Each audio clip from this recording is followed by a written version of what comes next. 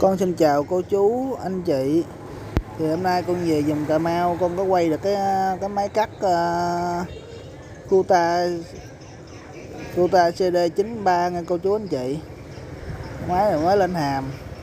Thì cô chú anh chị có thương thì nhớ nhấn nút đăng ký kênh ủng hộ con nha cô chú anh chị. Nay vùng Cà Mau ở này ở huyện Cần Thời nha cô chú anh chị.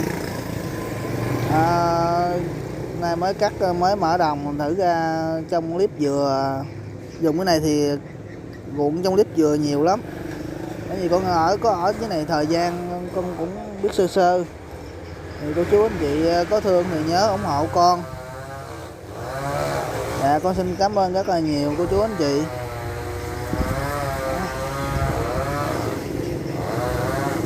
Clip dừa không cô chú anh chị ơi.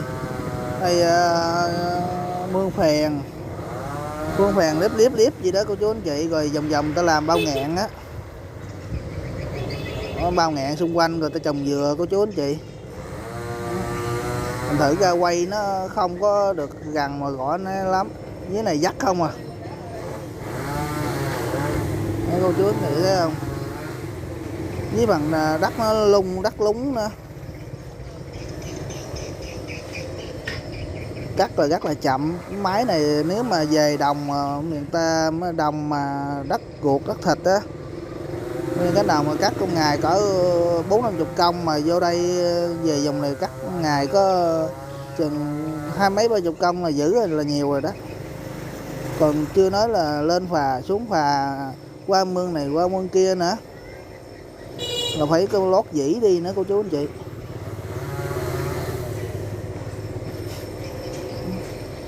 Cô đứng biết có sao quay chứ không có lội ra nữa, dung lâu lâu dung gần lại thôi.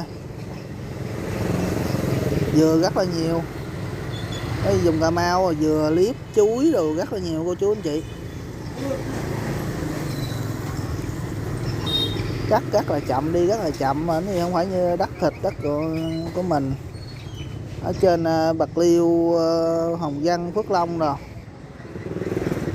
Mình nữa ra vùng Cà Mau rồi đất lầy lúng, rồi thêm phần là mương rồi nhiều lắm. Muốn đi qua mương phải lót dĩ này nọ đi mới được, mà muốn cắt xong miếng này mà qua miếng kia phải có thời gian mất biết bao nhiêu mà nói.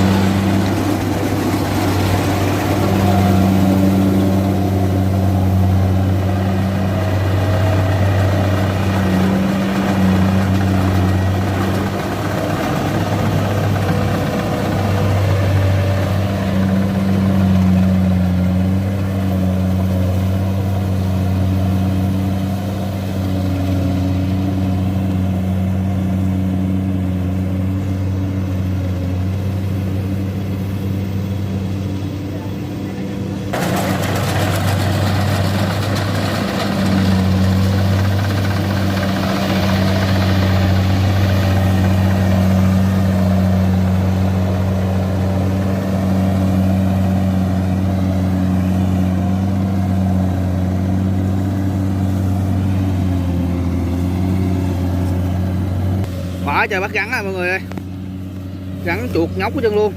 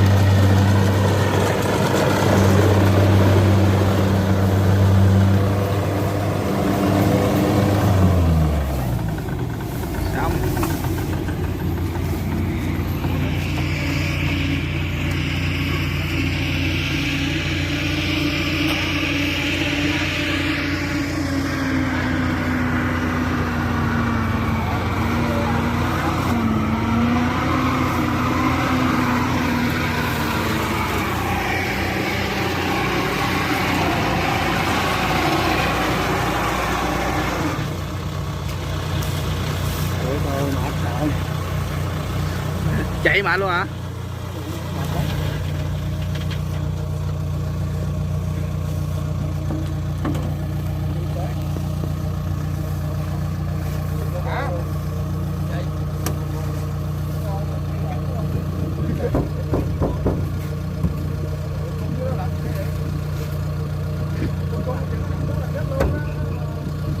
Bán cái gì đi? Bán nó lộn có mấy con chuột. Bán kìa. Bán luôn đi mua cho. Để ăn không? Hả? Bán cái đụng nó 200 mua luôn. Họ bán gắn chà bá luôn. 200 bán luôn. Đụng mẹ mà có củ 200 này. 200. Cứ đừng củ nha 200 rồi. Ủa, nãy bây giờ bán 200 chút xíu là còn 150 đó. Không bán mất giá á.